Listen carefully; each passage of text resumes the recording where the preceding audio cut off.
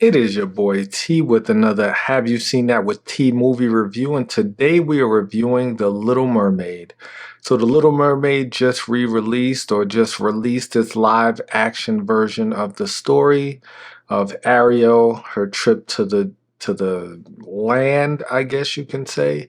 And while this is almost a shot for shot recreation of the animated movie, I don't remember the animated movie being this long, right? So I took my two toddler children, 7 and 4, to go see The Little Mermaid today. And all I kept thinking to myself is, damn, this movie is long, right? It just seemed to like it didn't breeze through. It just seemed to drag in some areas. And while every single actor in this movie was fantastic, I enjoyed every character. I enjoyed every line. I enjoyed a lot of what was going on in this movie.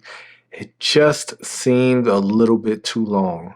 I think I read the runtime was 2 hours and 14 minutes, and that is too long for a movie to be playing where you're taking your children to go see this movie.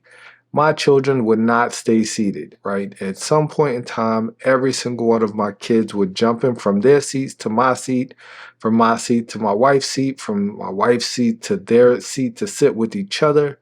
And it just accentuated the fact that this movie was just simply too long. Halle Berry was fantastic. She looked amazing. She played the part very well. She did everything she was supposed to do to carry this movie. Melissa McCarthy was fantastic as Ursula. King Trident or Poseidon, whoever the king was supposed to be. Javier Bardem, I think that was Javier Bardem. I'm 99% sure that was Javier Bardem. He was great as the king.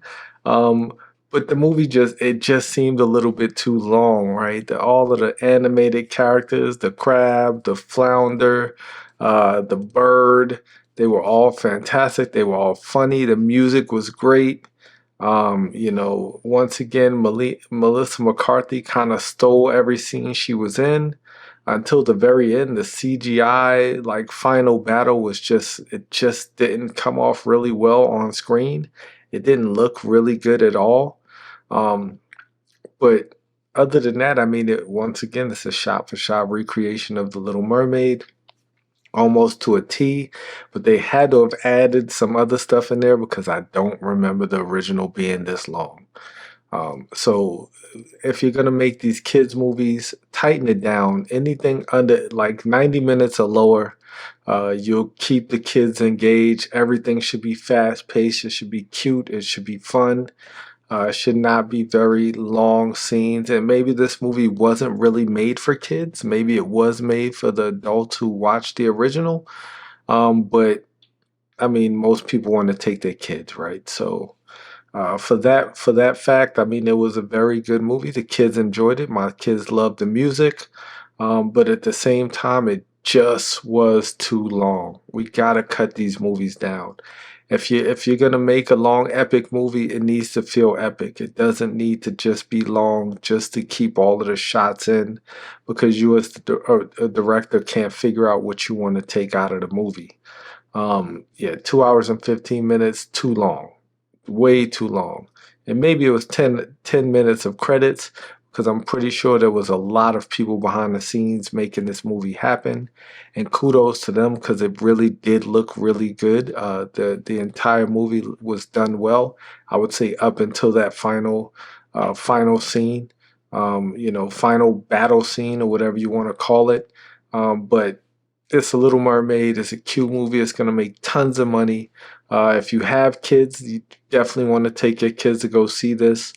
Both my kids enjoyed it thoroughly. They had a great time, but at some point in time, they were ready to go because it was a little bit long. Other than that, fine. Definitely worth your money. Definitely worth your time. If you want to take the family out for a movie on Memorial Day weekend, the start of the summer season, I'll definitely on the podcast be doing a summer movie preview. But up until then, definitely check out the pod this week. And up until then, go check out The Little Mermaid. It's definitely fun. All of the controversy, I'm here for it. There are definitely people still upset that uh, Halle Bailey was cast as Ariel, and I still find that to be hilarious. But she did fantastic. She sounded fantastic singing. She was very good, in her scenes as an actor as well. So definitely it was a good casting choice. And whoever casted Melissa McCarthy, kudos to you. I don't know why I wanted to do this, but I ended up doing that. That just made no sense. But on that note, I'm out of here.